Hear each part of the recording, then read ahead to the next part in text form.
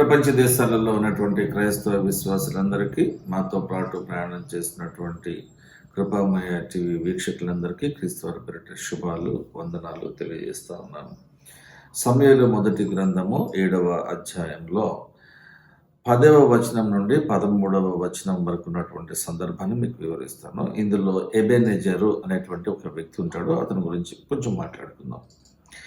సమూయేలు దహన బలి అర్పిస్తూ ఉండగా ఫిలిష్తీయులు యుద్ధము చేయుటకై ఇశ్రాయేలు మీదకి వచ్చారు. అయితే యెహోవా దేవుడు ఆ దినమున ఫిలిష్తీయుల మీద మెండుగా ఉరుములు ఉరిమించి వారిని తారుమారు చేయగా వారు ఇశ్రాయేలీల చేత ఓడిపోయి ఇశ్రాయేలీయులు మిస్పా అనేటువంటి ప్రాంతంలో నుండి బయలుదేరి బేత్పారు అనేటువంటి ప్రాంతము వరకు ఫిలిష్తీయులను తరిమి హతము చేశారు. అప్పుడు సమూయేలు ఒక రాయి తీసుకొని మిస్పాకును షేను అనే ప్రాంతానికి మధ్య ఆ రాయిని నిలిపి ఉంచి, ఇంతవరకు యెహోవా దేవుడు మనకు సహాయం చేసినని దానికి ఎబెనెజరు అనేటువంటి ఒక పేరు పెట్టడం జరిగింది. సో ఎబెనెజరు అనగా ఎ స్టోన్ ఆఫ్ హెల్ప్, అనగా ఈ రాయి మనకు సహాయం చేసింది. ఈ రాయి మనకు సహాయం చేయడం వెనుక దేవుని యొక్క ఆజ్ఞ ఉన్నది అని ఎబెనెజరు అనేటువంటి పేరు పెట్టడం జరిగింది. ఈలాగున ఫిలిష్తీయులు అణపబడిన వారై ఇశ్రాయేలు సరిహద్దులోనికి తిరిగి రాక ఆగిపోవడం కూడా జరిగింది.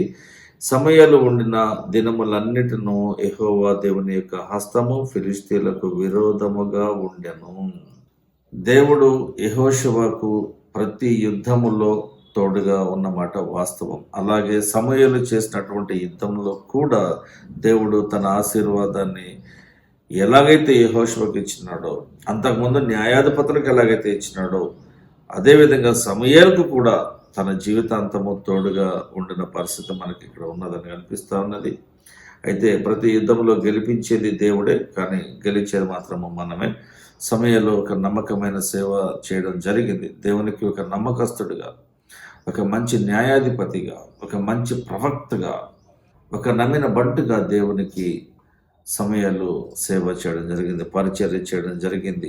కాబట్టి సమూయేలును కూడా దేవుడు కంటికి రెప్పలా కాపాడుతూ వచ్చాడు. సమూయేలు ఇశ్రాయేలీలందరినీ కూడా కంటికి రెప్పలా కాపాడుతూ వచ్చాడు.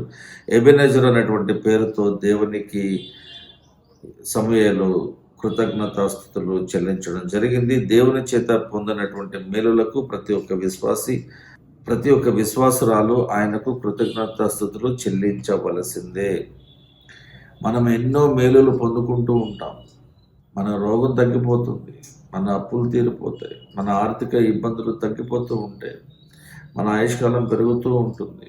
పలానా చోట నువ్వేదో చేయాలని అనుకుంటున్నావు, ఒక పని అనుకున్నావు, అది జరిగిపోతుంది. నువ్వు పలానా సదస్సుకు, పలానా సభకు ఇంత డబ్బు ఇవ్వాలని అనుకుంటావు, అది కూడా జరిగిపోతుంది. నీకు ఆ సమయానికి సమాధానకరమైనటువంటి జీవితం నీకు వస్తుంది. ఇన్ని మేలులు పొందుకున్న తరువాత తప్పకుండా నువ్వు దేవునికి కృతజ్ఞతాస్తుతులు చెల్లించాలి. ఏ రూపేణా అంటే నీ మనసులో అనుకున్న దాన్ని చొప్పున.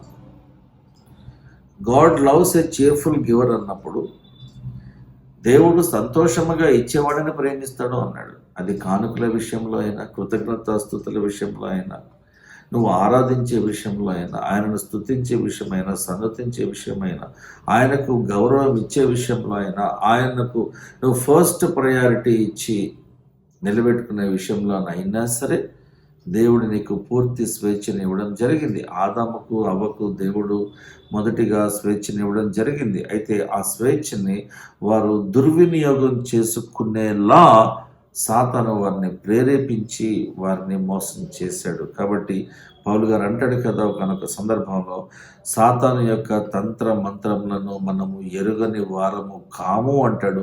అంటే మనకు తెలిసి కూడా నువ్వు వాడిని ఎందుకు ఎంటర్టైన్ చేస్తున్నావు, తెలిసి కూడా నువ్వు వాడికి ఎందుకు భయపడుతున్నావు, తెలిసి కూడా వాడిని ఎందుకు నువ్వు ఎదిరించలేకపోతున్నావు అంటే నీలో అపరిశుద్ధత ఉండొచ్చేమో, నీలో అపవిత్రత ఉండొచ్చేమో, నీలో ఒక దైవభక్తి లేనటువంటి గుణం ఉండొచ్చేమో, నీలో దేవుని భయము లేదేమో. కాబట్టి నీవు దేవుని వాక్యాన్ని చదవక దేవుని శక్తిని తక్కువ అంచనా వేసేవాడిగా ఉండి నువ్వు భయపడుతున్నావేమో, వెనకడుగు వేస్తున్నావేమో తెలుసుకో అని పౌలు గారు ఇండైరెక్ట్గా ఒక హెచ్చరికను జారీ చేస్తాడు. చిన్న ప్రార్థన కొరకే త్వరలో వచ్చింది. పరలోకమందున్న మా తండ్రి, మా ప్రార్థన ఆలకించండి ప్రభువా. నీవే కాదు దేవా, నీ మాట, నీ ఆజ్ఞ కూడా యుద్ధం చేస్తున్నది. నీ దూతలు యుద్ధం చేస్తూ ఉన్నారు ప్రభా. ప్రధాన దూత అయినటువంటి మిఖాయిలు యుద్ధం చేస్తున్నాడు. మరి ఈ రోజున మేము కూడా ఆత్మీయంగా యుద్ధం చేస్తూ ఉన్నాము. సాతానును ఎదిరించి, ఓడించి, వారితో కొట్లాడి మేము గెలిచేటువంటి విషయమై ప్రయత్నపడుతూ ఉంటున్నాం ప్రభా. మాలో ఉన్నటువంటి అపరిశుద్ధతను, అపవిత్రను తీసివేయండి. ఆత్మీయకరణలు వెలిగించండి. ఆధ్యాత్మికంగా, ఆత్మీయంగా మేము ఎదిగి బలపడే విషయమే మాకు సహాయం చేయమని యేసుక్రీస్తు వారి పరిశుద్ధ నామంలో ప్రార్థిస్తున్నాం తండ్రి. ఆమేన్. Thank you.